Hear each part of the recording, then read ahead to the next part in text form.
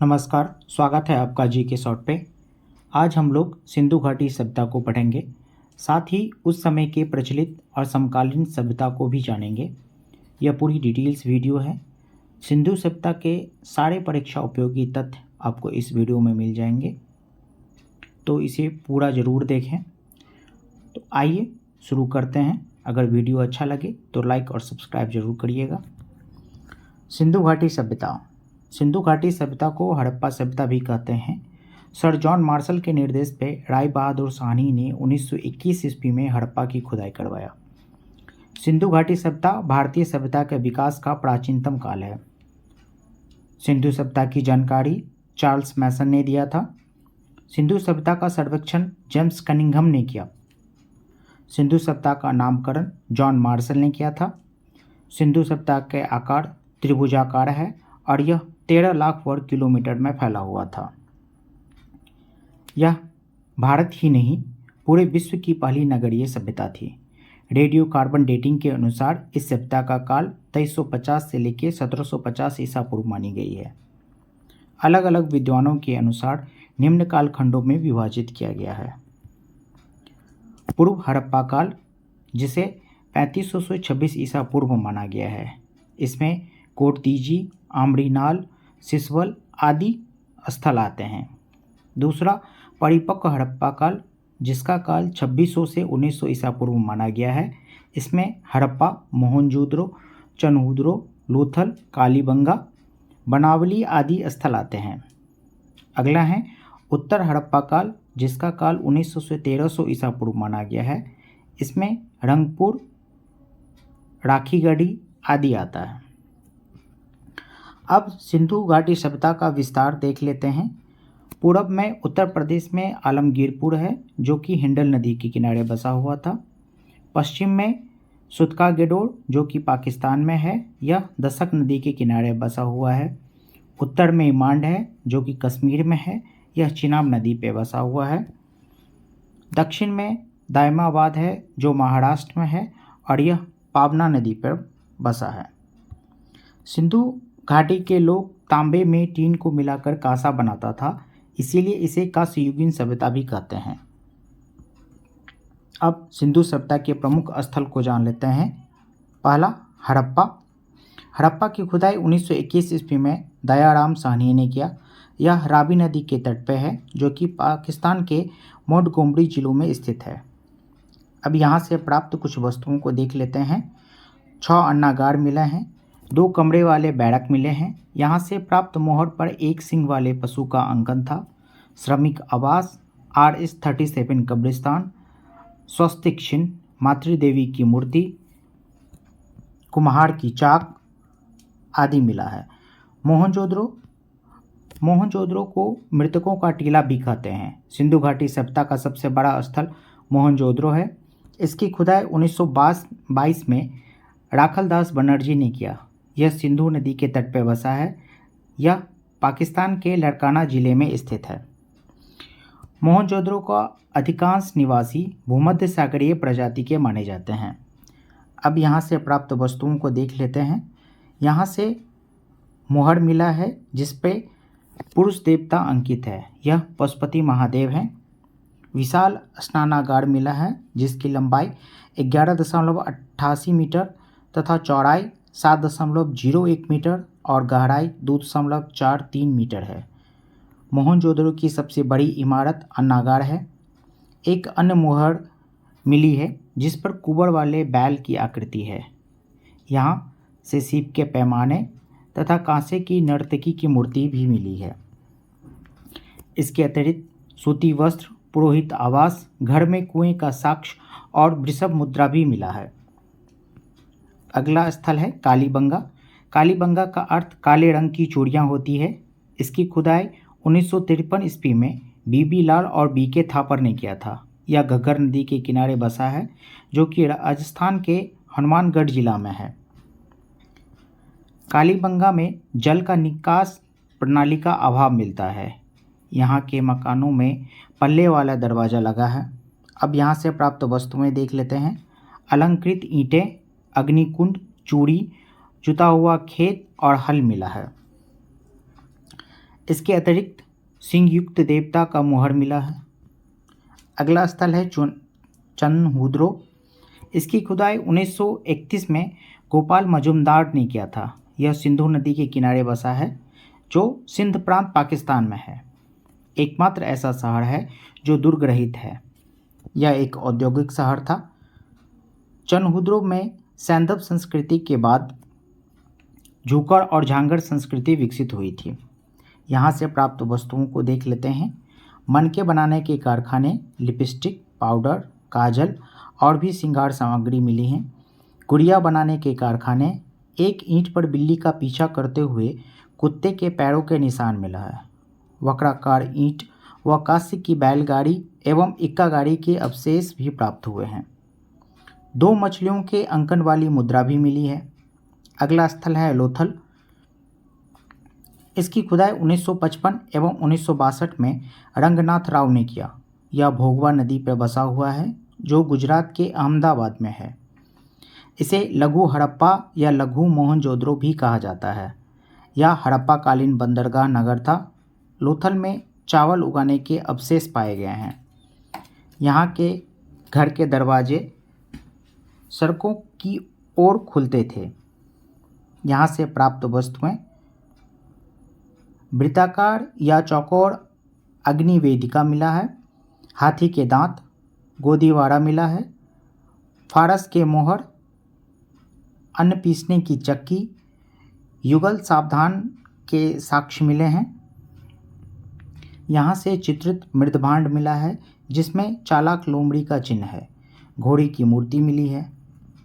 अगला है रंगपुर। इसकी खुदाई 1953-54 ईस्वी में रघुनाथ राव ने किया। यह मादर नदी के किनारे बसा है जो गुजरात के काठियावाड़ जिला में है। यहाँ से प्राप्त वस्तुएं धान की भूसी का साक्ष्य मिला है। इसके अतिरिक्त ज्वार और बाजरा का भी साक्ष्य मिला है। कच्ची ईंटों का दुर्ग मिला है और नालियाँ। धोलावीरा। इसकी खुदाई 1990-91 में रविंद्र सिंह बिष्ट ने किया जो गुजरात के कच्छ जिला में है। ढोला का अर्थ सफ़ेद तथा वीरा का अर्थ कुआं है। इस नगर के 3 भागों में विभाजित किया गया है, दुर्ग, मध्यनगर एवं निचला नगर। शैलकृत स्थापत्य का प्रमाण धौलावीरा से मिला है। सिंधु सभ्यता का सबसे बड़ा स्थल धौलावीरा है जो कि पाकिस्तान और गुजरात में है तथा भारत में स्थित सिंधु सभ्यता का दूसरा सबसे बड़ा स्थल है। वैसे भारत में सबसे बड़ा स्थल राखीगढ़ी है जो कि हरियाणा में है।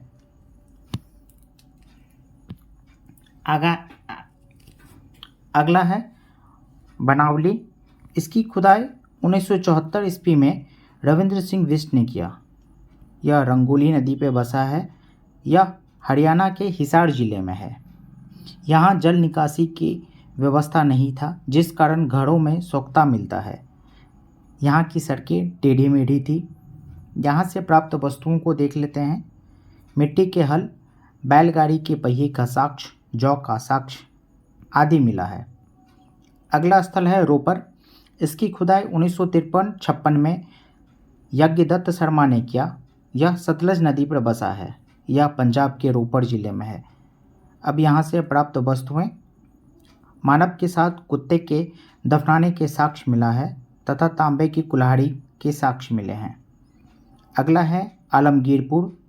इसकी उत्खनन 1958 ईस्वी में यज्ञदत्त शर्मा ने किया। यह हिंडन नदी के किनारे बसा है जो कि उत्तर प्रदेश के मेरठ जिले में है। यहाँ से प्राप्त साक्ष्य मृदभांडों पर रंगीन चित्रकारी के साक्ष्य मिले हैं। आगे है सुतका गेडोर। इसकी उत्खनन 1927 एवं 62 में किया हुआ। 1927 में ऑरेंज स्टाइल तथा 1962 में जॉर्ज हेल्स ने किया। यह दशक नदी के किनारे बसा है जो कि पाकिस्तान के मरकाना में है। अब यहाँ से प्राप्त कुछ साक्ष्य मानव अस्थि से भरा बर्तन मिला है। बेबीलोन से व्यवहार के साक्ष्य मिले हैं। बंदरगाह मिला है। ये थे कुछ हड़प्पा कालीन स्थल। अब सिंधु घाटी सभ्यता संबंधी महत्वपूर्ण तथ्य को जान लेते हैं। सिंधु सभ्यता की लिपि भाव चित्रात्मक लिपि थी जो दाएं से बाएं और बाएं से दाएं की ओर लिखी जाती थी। पहली पंक्ति दाएं से बाएं तथा दूसरी पंक्ति बाएं से दाएं लिखी जाती थी। सिंधु सभ्यता के लोग नगरों और घरों में निवास करते थे। इन्होंने ग्रिड पद्धति अपनाई।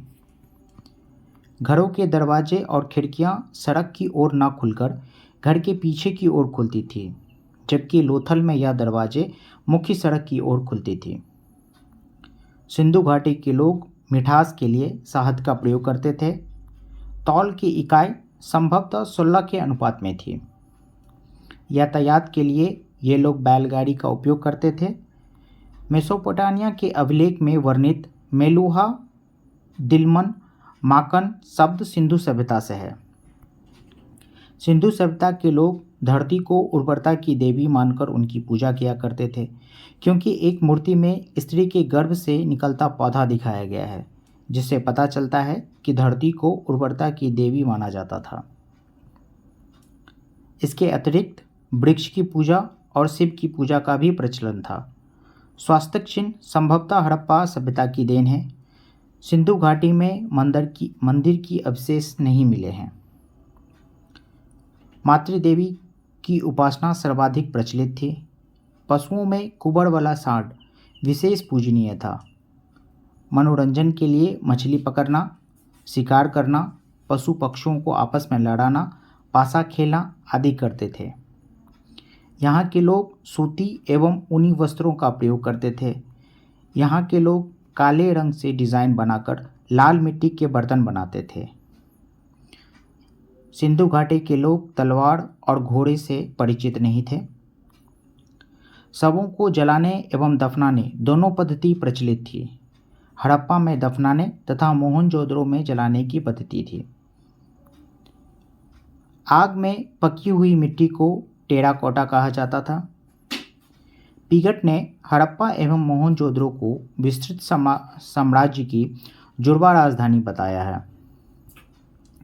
आज़ादी के बाद हड़प्पा संस्कृति के सर्वाधिक स्थल गुजरात से मिले हैं। लिपि में सर्वाधिक प्रचलित चिन्ह मछली का था। सिंधु सभ्यता के लोग अति ऐतिहासिक युग से संबंधित थे। मोहनजोदड़ो एवं हड़प्पा सभ्यता का पुरातात्विक खुदाई सर जॉन मार्शल द्वारा कराया गया। हड़प्पा कालीन स्थलों से लोहे की प्राप्ति नहीं हुई है। हड़प्पा कालीन मोहरों का सर्वाधिक प्रचलित आकार वर्गाकार था।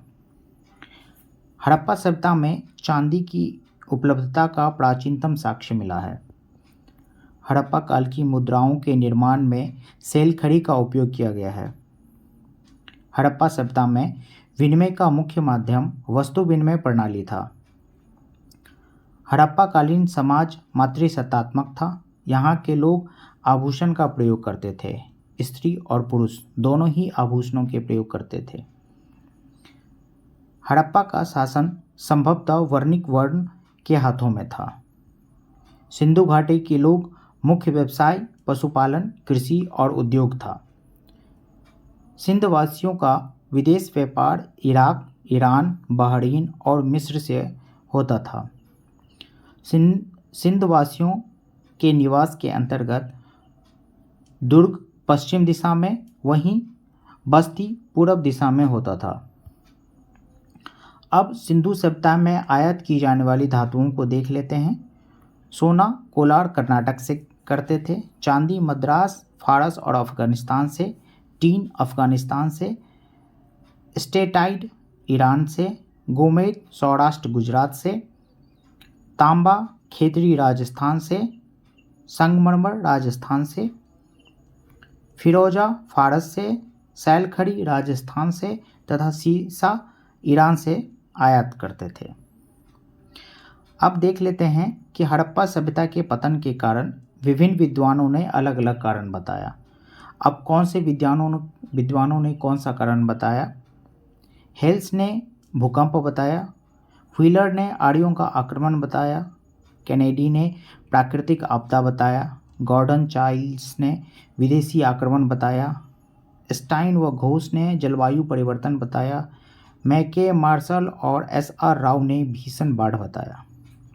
यह हड़प्पा की पतन का मुख्य कारण माना जाता है, लेकिन स्पष्ट नहीं हो पाया कि इनमें से सबसे सटीक क्या कारण हो सकता है। अब इन सिंधु सभ्यता के समकालीन या प्रचलित सभ्यता के बारे में देख लेते हैं, जिसमें सबसे प्रचलित था मेसोपोटामिया की सभ्यता। संभवतः इसे 10,000 ईसा पूर्व का काल माना गया है। मेसोपोटामिया आधुनिक इराक में विकसित हुआ। यह टिग्रिस या यूफ्रेटिस नदी के मध्य में था। मेसोपोटामिया की सभ्यता को 4 भागों में बांटा गया था: सुमेरियन की सभ्यता, बेबीलोन की सभ्यता, सीरिया की सभ्यता तथा कैलेड्रिया की सभ्यता। मेसोपोटामिया में सबसे पहले सुमेरियन सभ्यता का विकास हुआ। सुमेरियन में आकाश के देवता का नाम अनु था। सुमेरियन की सभ्यता में सबसे अधिक प्रभाव पुरोहित का था। बेबीलोन में जिगुरत, जिसे मंदिर कहा जाता था, इसका उपयोग वेधशाला के रूप में किया गया। झूलता हुआ बगीचा बेबीलोन में स्थित है। असीरियन सभ्यता का प्रमुख देवता असुर था। यहाँ के सम्राट असुर के प्रतिनिधि माने जाते थे। असीरियन सभ्यता ने मुख्यतः बेबीलोन की सभ्यता को अपनाया। असीरियन में गुलामों को पहचानने के लिए उनके कान वेद दिए जाते थे। यहाँ की मिट्टी काफ़ी उपजाऊ थी, इसीलिए यहाँ की अर्थव्यवस्था का मुख्य आधार कृषि था। यहाँ की सभ्यता ग्रामीण थी। सिकंदर ने इस सभ्यता का विनाश कर ग्रीक सभ्यता का स्थापना की। विश्व की सबसे पहली सभ्यता मेसोपोटामिया की सभ्यता थी, जबकि विश्व की पहली नगरीय सभ्यता सिंधु घाटी सभ्यता थी। अगला है मिस्र की सभ्यता। मिस्र की सभ्यता का विकास नील नदी घाटी पे हुआ। इसे नील नदी की देन भी कहा जाता है। इस सभ्यता का विकास फिरौन के नेतृत्व में किया गया। इस सभ्यता में पिरामिड, सूर्य मंदिर और मम्मी का विकास हुआ। इस सभ्यता में रसायन शास्त्र काफ़ी सुदृढ़ था। पिरामिड में गीज़ा का पिरामिड सबसे प्रसिद्ध था। पिरामिड समाधि की तरह था। मिस्र की लिपि को पढ़ने का श्रेय सैंपल्यों को दिया जाता है। मिस्र में टा को वृक्ष का देवता का प्रतिनिधित्व माना जाता है। मिस्र की खोज नेपोलियन बोनापार्ट ने किया। आक्रमण के काल में नील नदी के किनारे इसे विशाल शिलालेख मिला था। अगला है रोम की सभ्यता। यह इटली में विकसित हुआ था। यह पूरे भूमध्य सागर पर अधिकार कर लिया था। यह प्राचीन सभ्यता में काफ़ी विकसित सभ्यता था। इस सभ्यता में 2 बड़े राजा थे, जूलियस सीजर और अगस्टस ने। रोम के इतिहास में जूलियस सीजर का महान की उपाधि से विभूषित किया गया था। जूलियस सीजर नामक नाटक विलियम शेक्सपियर ने लिखा था। भवन निर्माण में कंक्रीट का उपयोग रोमवासियों ने आरंभ किया। रोम के प्रसिद्ध इतिहासकार वीली था। रोम का सबसे बड़ा चिकित्सक गैलेन था। रोम के राजधर्म ईसाई धर्म था। ईसा मसीह, जिसे जीसस क्राइस्ट कहते हैं, इनका जन्म फिलिस्तीनी शहर बेथलहम में हुआ। यह यरूशलेम से 10 किलोमीटर दूर स्थित है। अगला फारस की सभ्यता। यह वर्तमान इराक में था। इसका विकास काफ़ी तेज़ी से हुआ। इसकी भाषा फारसी तथा यह पारसी धर्म को मानते थे। उन्होंने पूरे अरब प्रायद्वीप पर अधिकार कर लिया। फारस की सभ्यता का अंत सिकंदर ने किया था। तो यह था आज का वीडियो, जिसमें हम लोगों ने सिंधु घाटी सभ्यता तथा उसके समकालीन या प्रचलित सभ्यता को बारे में जाना। अगले वीडियो में हम लोग वैदिक काल को पढ़ेंगे।